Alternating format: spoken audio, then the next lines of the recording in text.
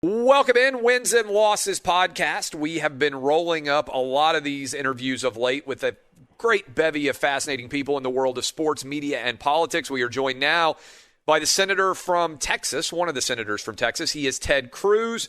Senator Cruz, it's Super Bowl week. People may be listening to this well after the Super Bowl, so I'll put you on the spot early with a tough question.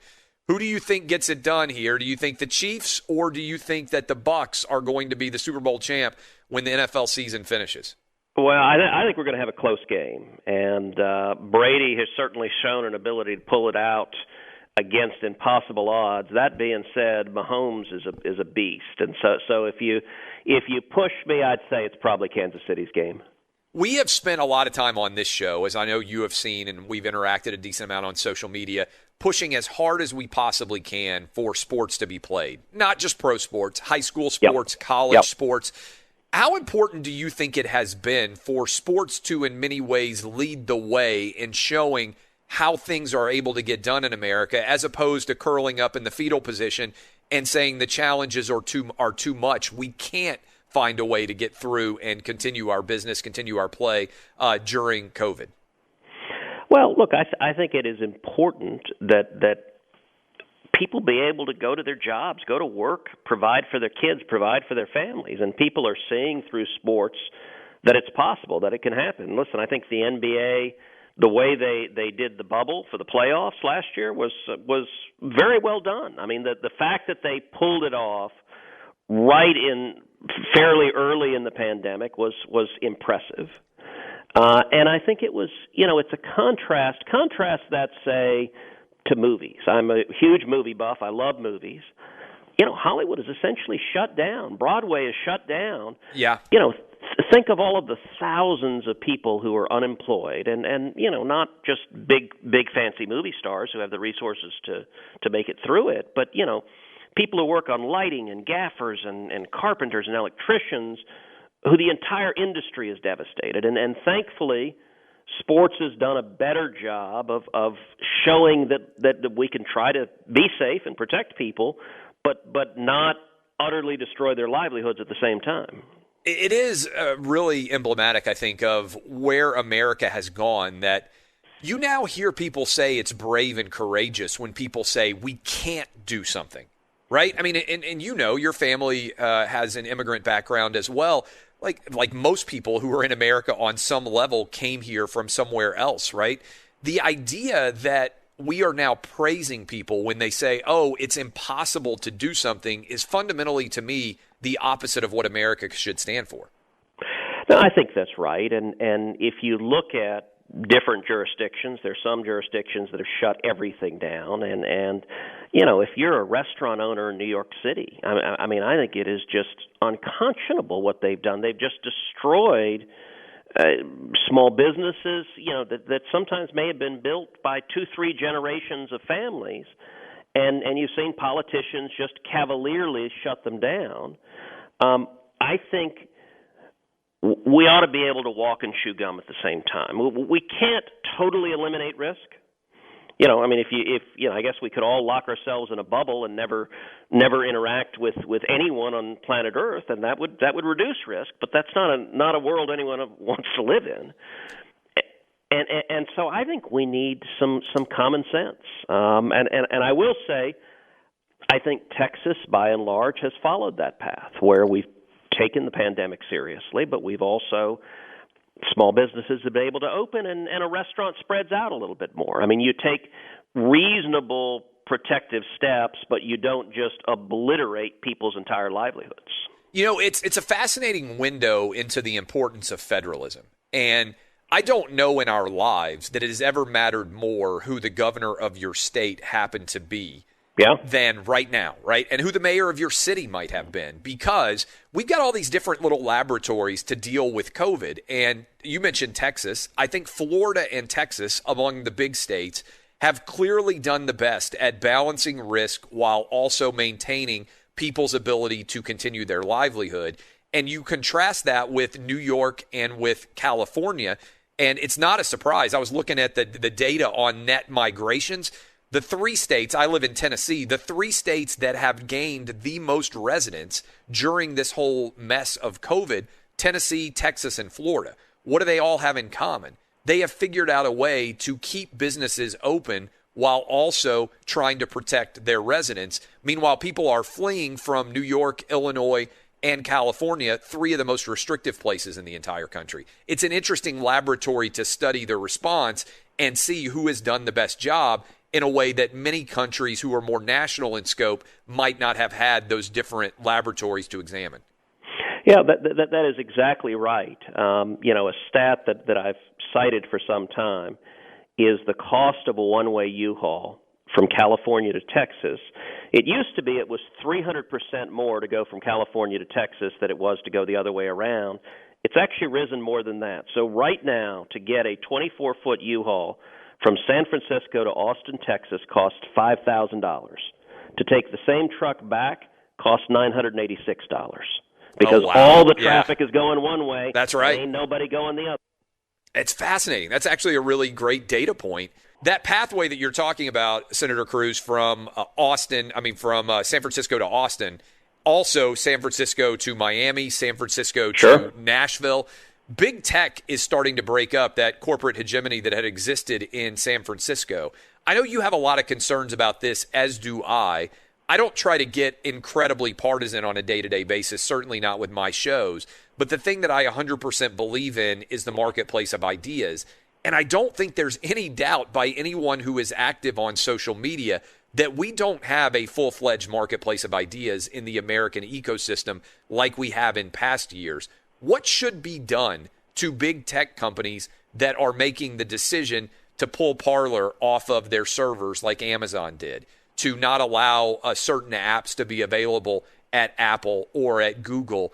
This idea of, hey, you don't have the right to spread your particular viewpoint if it conflates or conflicts with ours is, to me, fundamentally scary because, as you know, many of the great ideas that emerge in American thought initially were considered to be ludicrous and absurd, but because of the marketplace of ideas, they were able to gain cogency and acceptance, and that's how our country evolves in an intelligent and efficacious manner.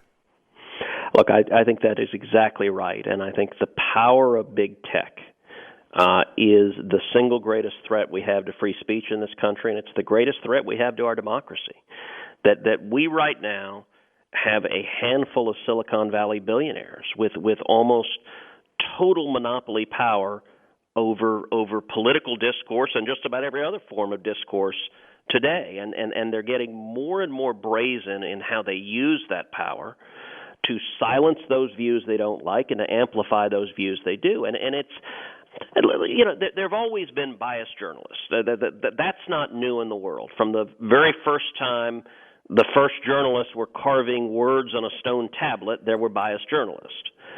What's different is that big tech has power that William Randolph Hearst, at the height of yellow journalism, could not have imagined, because they control 70+% of people's political news is coming online. It's coming through social media, and their bias is invisible as well.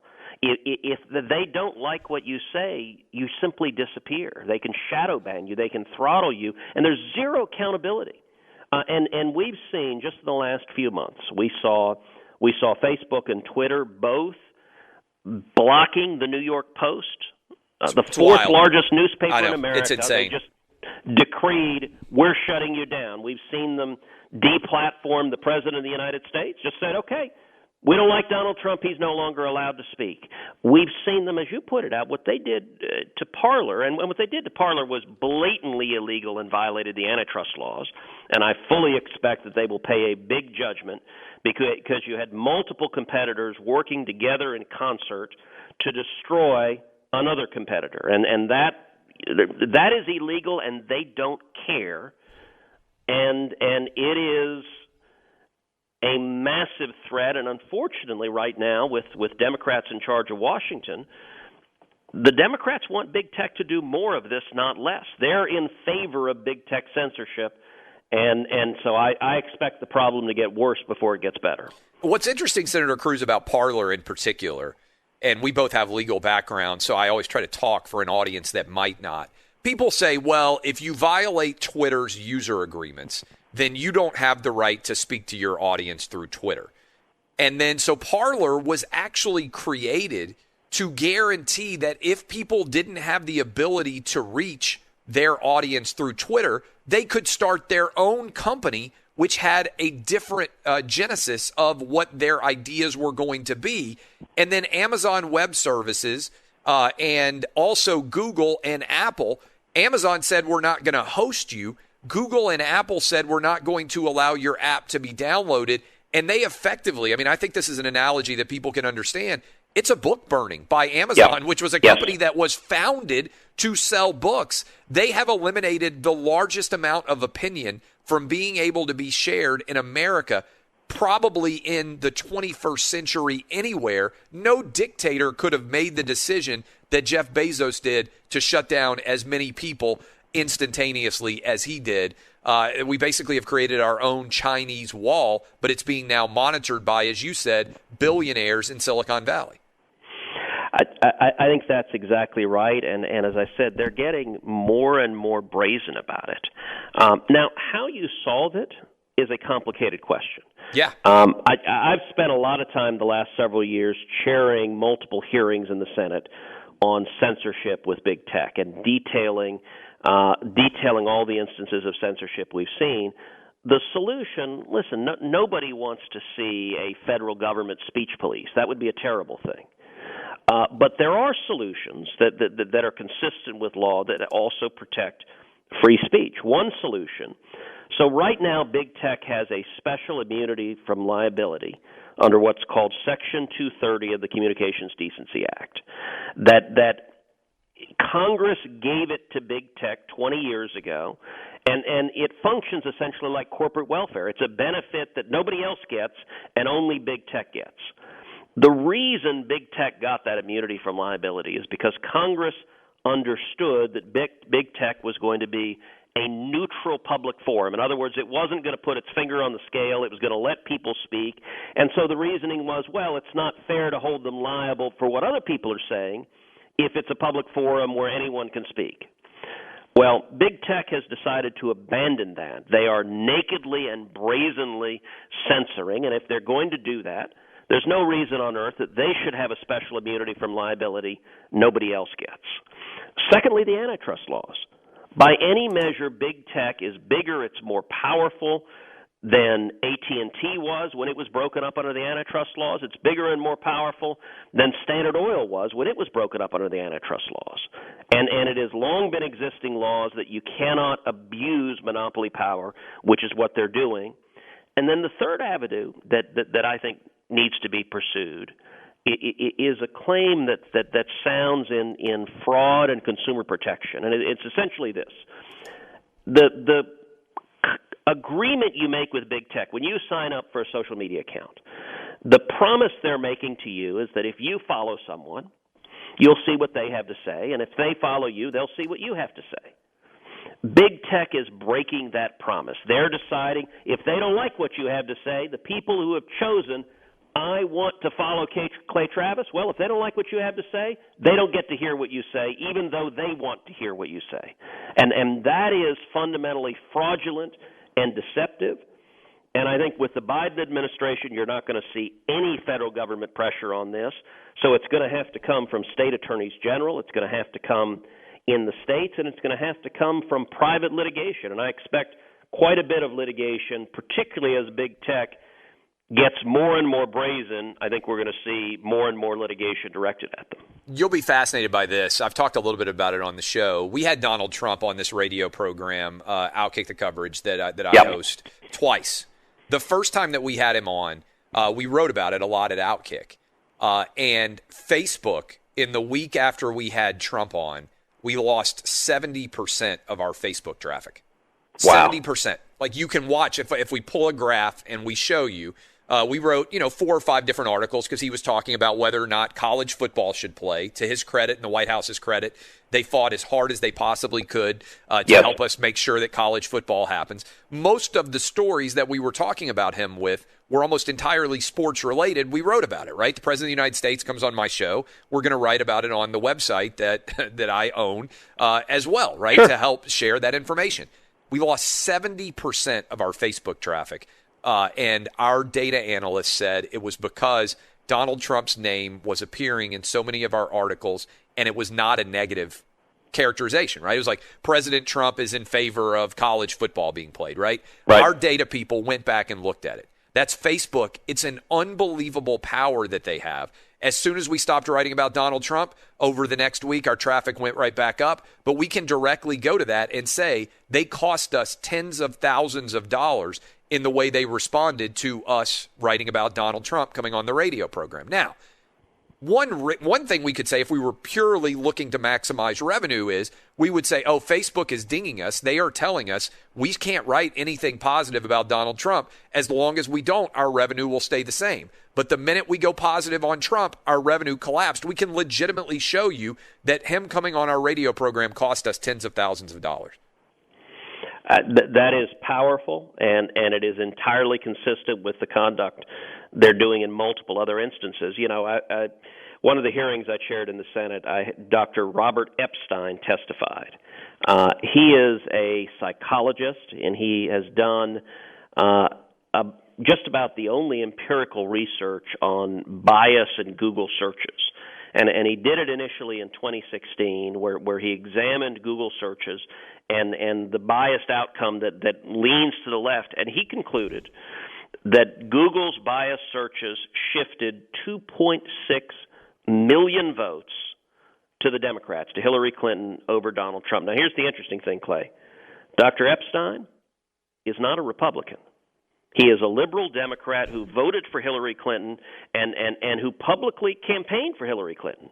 And yet he was horrified that big tech has the power to just manipulate voters and deceive them. And that was 4 years ago. They're much worse now because they feel that nothing is holding them back. There are no limits. It is terrifying, fascinating, and I think the story of our age.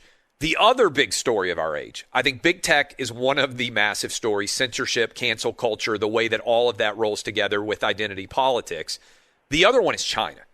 And to me, for the world of sports, what happened with Daryl Morey, who is down in Houston, in your home state of Texas, when he came out and supported Hong Kong democracy, the NBA, which wants to claim that it is a bastion of social justice warriordom, that they are worried about being on the right and wrong side of history, amazing silence, right? LeBron James, who speaks out all the time, didn't have a word to say other than sometimes the First Amendment can be a bad thing, which is an amazing quote to have. Greg Popovich, who I'm going to get to in a minute, Steve Kerr, they pop off on everything that the president was doing, Donald Trump. They don't say a word about China. So I want to circle around on China a little bit, and in particular the NBA's relationship with China. Greg Popovich went after you. I saw quotes recently. I know Mark Cuban has come after you. Mark Cuban has come after me. For people out there, obviously, Dallas Mavericks, Mark Cuban, as well as Greg Popovich of the San Antonio Spurs. When you hear Greg Popovich, I know you're a basketball fan. I know you've liked to watch the NBA over the years. When you hear Greg Popovich going after you, when Mark Cuban is going after you for your political opinions, but they won't say a word about genocide in China, I saw recently an article I was reading today about forced rape of Uyghur women by people in China, and they're using literal slave labor to make their products. Nike is. The NBA has had their own factory of basketball in that province where the Uyghurs are being held in concentration camps. How about that hypocrisy that they would not say a word about that, but they come after you for your political opinions? Well, it's massive hypocrisy, and the NBA and pro sports in general made a big bet that there's a whole lot of money to be made in China, and they're willing to look the other way on torture and murder and horrific human rights abuses because they stand to make a big buck. So Daryl Morey sent a really mild tweet to start this all. Stand with Hong Kong, stand for liberty and democracy, I think is what he said. And by the way, he was right because they've taken it away. Right. Of course he was right, but it illustrates a couple of things. Number one, look, you and I know who Daryl Morey is. I'm a diehard Rockets fan. I bleed Rockets red. But most people in the country didn't know who Daryl Morey was. Frankly, when he sent the tweet, that was not going to be heard by a whole lot of people until the Chinese communists lost their minds, and they freaked out about it because they're so terrified of criticism.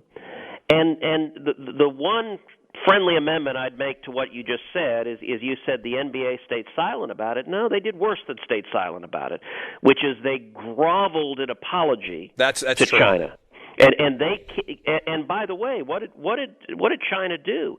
It shut down all of the Rockets and NBA sales of uniforms in China. Of course, we used to have Yao Ming, so actually the Rockets are a very popular team in China. They shut that all down. LeBron James blasted Morey for saying that. He was defending China, said, oh, Morey doesn't understand China. Really, LeBron, what is there to understand about concentration camps and murder and torture?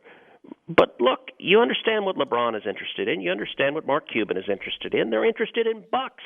They're interested in Mark Cuban is making millions of dollars by making the communist government in China happy. And they have total control over whether Mark Cuban makes that money or not. And so the NBA, it's about the Benjamins. And so, look, this last NBA season when they had the ridiculous practice of putting all the NBA players having slogans on the back of their jerseys, I and a number of other people said, okay, how about free Hong Kong? Yeah. How about remember Tiananmen Square? I mean, look, you're all for political speech. Oh, no.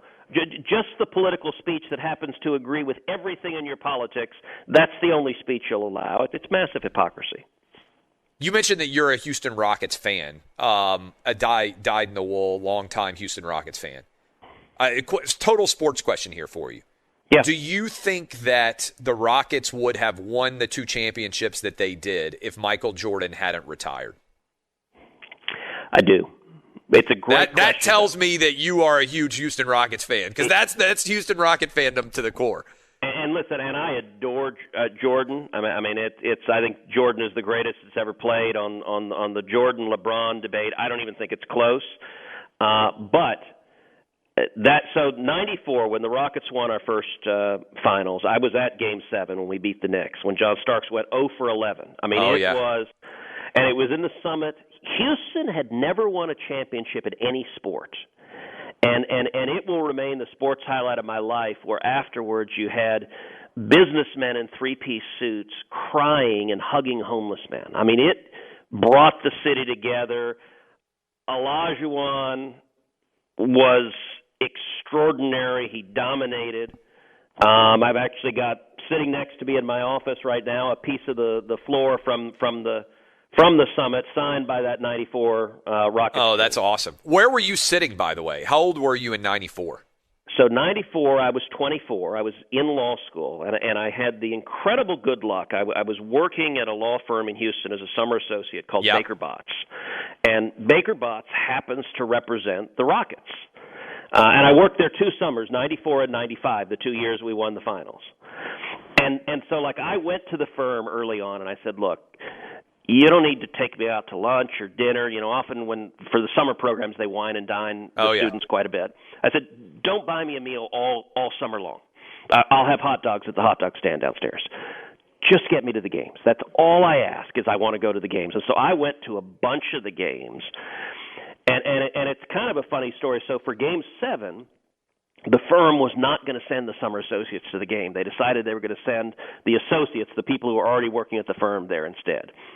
And I went in to the lawyer who was the kind of lead lawyer for the Rockets, and I went in with another buddy of mine. We were both summer associates, and I said, Mike, Amir and I, we've decided we've got to go to Game 7, and so we're just going to go to a scalper. We're going to buy tickets. We can't let this happen and not go. and I said, do you know any scalpers maybe where we could get some decent rates? And we just looked at him, and he looked at us for about 30 seconds in silence. And then he just cracked up laughing. He's like, all right, damn it, I'll get you tickets. But you can't tell anyone else. And I said, done. And so I ended up getting tickets for face value. It was $75. And I was seated right behind one of the backboards, and I was seated kind of right to the side of where Dr. J and Bob Costas were broadcasting the game. And actually, part of the fun was when during the commercial breaks, Dr. J was busting Costas, going, "Man, your Knicks suck." That was the funniest part of the whole game, was just hearing Dr. J do that off camera. That was an amazing run. So the 94 Game 7, Patrick Ewing never gets it done out there for people. I mean, that was an amazing series. And like you mentioned, John Starks just fell apart. Now, the next year, to help the Rockets argument, and by the way, this is the Wins and Losses podcast. I'm Clay Travis. We're talking to Senator Ted Cruz of Texas. Jordan came back, ended up losing that series to the Orlando Magic. And then you guys win a second title before Jordan wins his 3 in a row. For some guys out there who are young, they may not remember that era of 90s era NBA basketball, which, by the way, is, I think, the absolute peak of the NBA in America. Well, I had always defined my perfect basketball game would be a game, Rockets against the Bulls in the finals, Game 7, to have the Rockets win, but to have Jordan score 100 points and break Wilt's record. Yeah. And I never was a Scottie Pippen fan, so I actually finished it off with and have Pippen playing for the Bulls, tip the ball in accidentally in our bucket and score the winning basket for us. Did you watch The Last Dance, by the way? The documentary? Every minute of it, and I think my favorite moment is when they play Gary Payton talking about covering Jordan, and Jordan's laugh about, I think I could handle the glove. it was so real. I mean, it was incredible.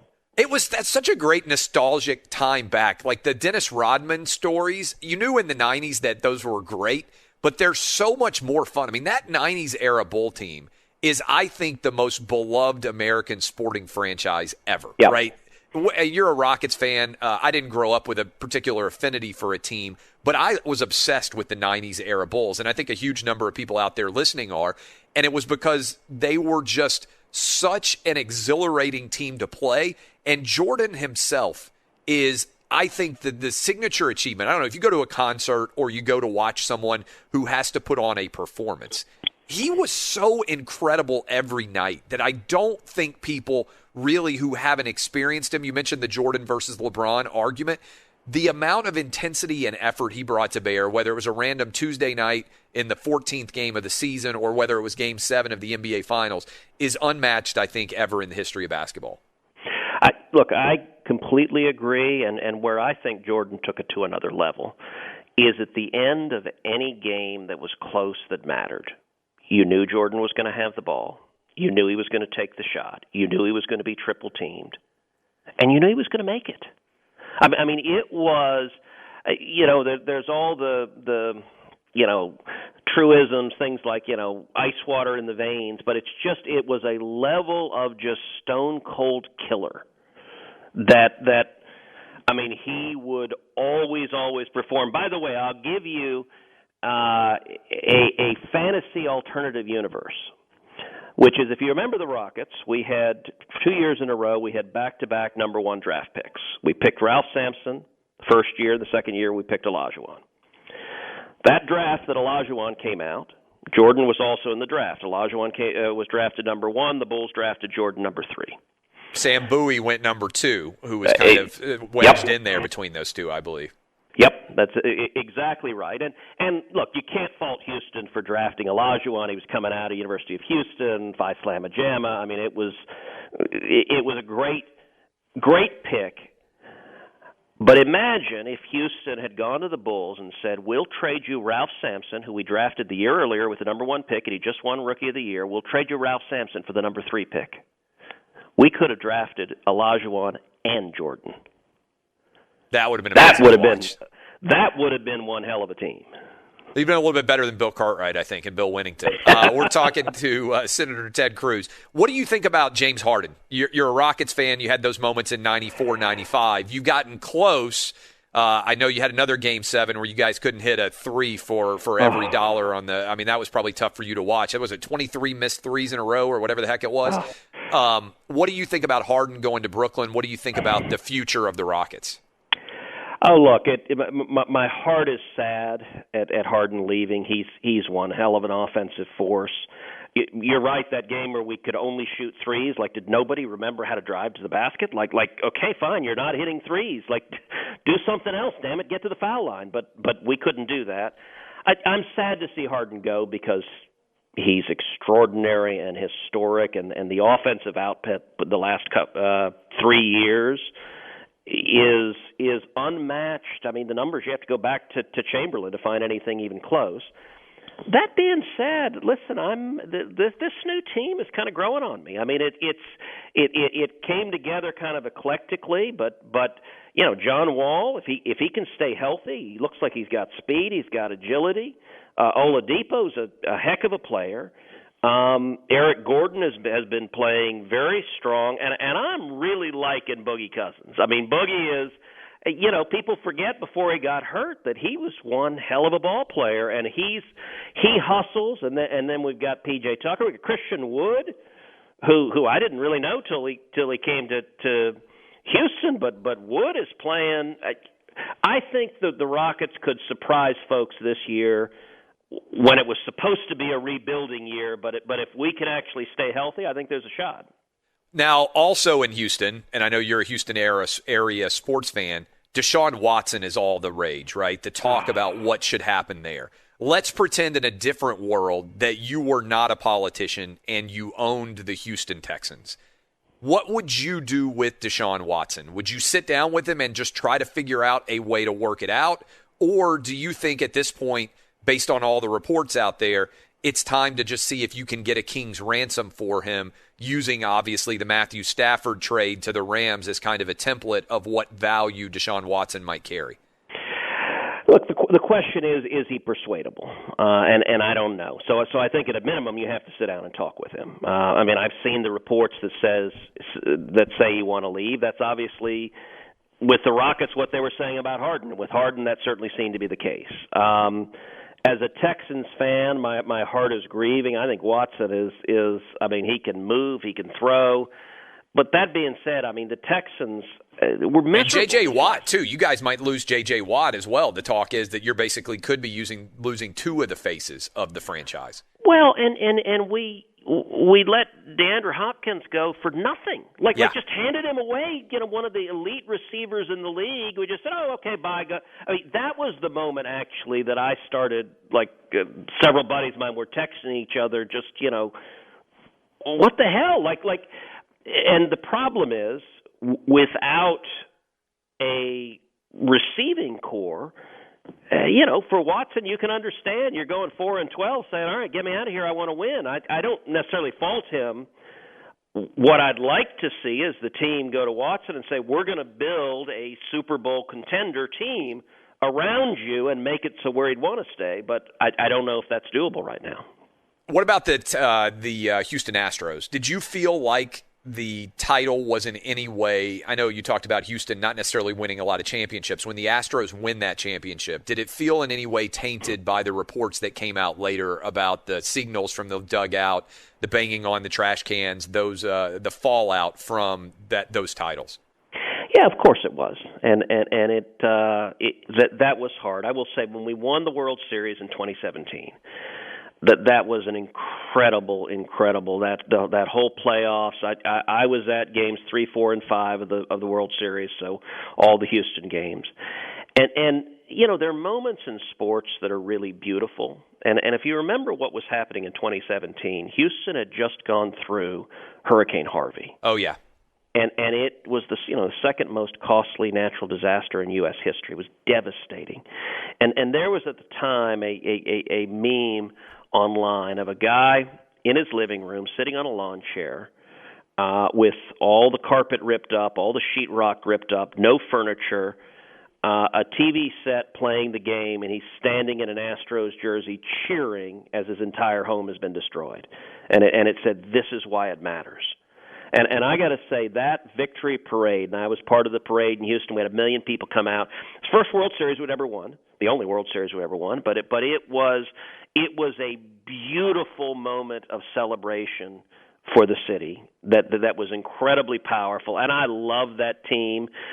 Look, the trash can banging and all of that, of course it tarnishes it, and it just, I think all Houston fans are just sad about it. And my daughter, Catherine, is a softball player. She's 10 now. I took her to Game 5. So it was the day after her 8th birthday. It was October 28th. And Game 5, you remember, is the one that went till 1:30 in the morning. Was an incredible game. And it was just Catherine and me. It was daddy-daughter, just the two of us. And I told her that. I said, "Catherine, you don't realize this, but you're going to tell your grandkids you were here for the greatest baseball game in the history of the Houston Astros." And it was when the whole sign stealing scandal broke, and I had to explain it to Catherine. And she asked, about, different stars. Did they know? And I'm like, well, yeah, they did know. And she said, "Well, Daddy, why would they do that? Why would they be willing to cheat?" And I said, "Well, sweetheart, sometimes the pressure to win can be really, really tough." And she looks at me and says, "Well, don't they know it doesn't matter if you win or lose? It matters how you play the game?" And I just hugged her, and I'm like, I told her softball coach, I said, "See, she's listening." Yeah, that's fantastic. To Senator Ted Cruz, wins and losses. I'm Clay Travis. Couple of questions for you here as we wind down, and obviously we need to get you on more often to talk Houston sports, by the way, because I think people are really going to enjoy this. Couple of things. You talked about Jordan, and I think we agree, being the best basketball player of all time. He and Brady, probably the two greatest team sport athletes of all time. Yep. You've worked in politics for a while. Who, in your mind, is the Jordan and/or the Brady of the political universe, and maybe also the judicial universe? People that you've seen, and you're like, man, their talent is just on a different level in terms of the political and judicial universe. In the political world, I'd have to say Ronald Reagan. For me, I've got in my office here in the Senate, I have the busts of three people. I have a bust of Reagan, I have a bust of Winston Churchill, and I have a bust of Dr. Martin Luther King Jr. And I think all three of them as leaders, they were visionaries, that they could see beyond enormous challenges, enormous hurdles, and they led their nations through massive challenges. They inspired millions and changed the world. And two of the three suffered an assassin's bullet. And so I would say Reagan, in terms of the ability to inspire and to speak to our better angels and touch our hearts and minds. I was 10 years old when Reagan became president. I was 18 when he left the White House. And I think for a whole generation of Americans, Ronald Reagan defined what it meant to be president, that hopeful, optimistic belief in America, belief in freedom, that happy warrior. There was a prior generation of politicians that were mean and angry and nasty, and Reagan rose above that. And I think that's something a lot more of us need to do a lot more often. What about judicial-wise? Is there someone who written opinions or I know, again, the law background with you, who would you say is that level, the Jordan, the Brady in your mind of the judicial universe? Two people that I would focus on in recent history are, number one, Antonin Scalia, who was brilliant and who I knew well. He was an extraordinary writer. And then number two, Chief Justice William Rehnquist, who was my boss. I worked for Chief Justice Rehnquist, was a law clerk for him, and knew him well. And this is actually a good way to wrap things up, because there's a connection between Chief Justice Rehnquist and the Houston Rockets in '95. And it's going to surprise you. So I'm a third-year law student. I get called for an interview to interview with the Chief Justice. And his secretary calls and says, can you be here tomorrow for the interview? I said, sure, I'll be there whenever you want. So I was in Houston. I flew up to D.C. I had the interview. It was at 2 o'clock in the afternoon. It lasted 17 minutes. It was a short interview. The interview went fairly well, and as we're walking out, I had tried something of a joke. I said, Mr. Chief Justice, I'm actually bittersweet to be here right now. And he looks at me kind of puzzled. He said, well, what do you mean by that? And I said, well, tonight is Game 4 of the NBA Finals, and my Houston Rockets are getting ready to sweep Orlando and win the second of back-to-back championships. And I was going to the game tonight, and I gave up the tickets to go to the game to come here and interview with you. And the chief cracked up laughing, and he said, well, I think you made the right decision. And it's probably the reason I got the job, is I made him laugh, and he figured, all right, if you made me laugh, it'll be all right to work with him for a year. That's outstanding. Senator Ted Cruz, I appreciate the time. I know how busy you are. We'll get you on again to talk some more sports in the future. Let me ask you one more, because you mentioned impeachment, and you did that podcast that was so well received. The impeachment trial of Donald Trump, the second impeachment trial of Donald Trump, is going to happen. It appears to be dead on arrival based on the 45 Republicans who have already said, basically, we don't believe it has jurisdiction. You worked in the Supreme Court as a clerk. You're obviously a legal scholar as well. For people out there who may not be familiar with it, what's going to happen? What do you believe of this second impeachment trial? I think you're exactly right. It's not going to go anywhere. You're going to see the Democrats from the House present their case attacking President Trump. I don't think it makes sense to be doing impeachment. The president is already out of the White House. He's left. I think this is really an exercise in partisan vindictiveness. And I think there are big challenges in the country. I think we ought to be working to try to get people back to work and restart the economy coming out of this pandemic, rather than a petty political trial. But at the end of the day, the result is clear. In order for the president to be convicted in an impeachment trial, it takes 2/3 of the Senate. That's 67 senators. That's not going to happen. All the Democrats are going to vote to convict him, and the facts don't matter, by the way. They just hate him. All of the Democrats are going to vote to convict him, and I think there'll be a handful of Republicans who do as well. You mentioned the vote that was 55-45. That's probably a pretty good proxy for where we end up, but it's going to be well short of 67. And so it will be a partisan demonstration by the Democrats, and then it will go nowhere at the end of the day. Would you ever want to be on the Supreme Court as opposed? I know you've run for president several times, but at some point, would that ever have an appeal to you? I've actually only run for president once. So, all right, my bad. Several different primaries you were a candidate for. So I apologize. But would it have any appeal to you to ever be on the Supreme Court? Curiously, it does not. And this is one of the things I actually talk about at some length in my book, One Vote Away, is that for all three of the Supreme Court vacancies that happened in the last 4 years, President Trump had very serious conversations with me about whether I wanted to go to the court, and he put me on the list of potential justices he would appoint. And what I told him each time is I didn't want the job. That it was fine if he wanted to put me on the list, but I wouldn't accept the job, and I didn't want it. I think a judge's responsibility is to stay out of political fights and policy fights. If I were ever a judge, I'd do that. I don't want to stay out of political and policy fights. I want to be right in the middle of them, and the right place to do that is the politically elected branches. It's the U.S. Senate. It is that under our Constitution is where we should resolve these issues. Ted Cruz, I appreciate it. Look forward to talking to you again sometime soon. Awesome. Appreciate it. That is Ted Cruz. I am Clay Travis. This has been the Wins and Losses podcast. Go download all of them. Check them out. I hope you enjoyed our conversation. We'll be back soon. Thanks for listening.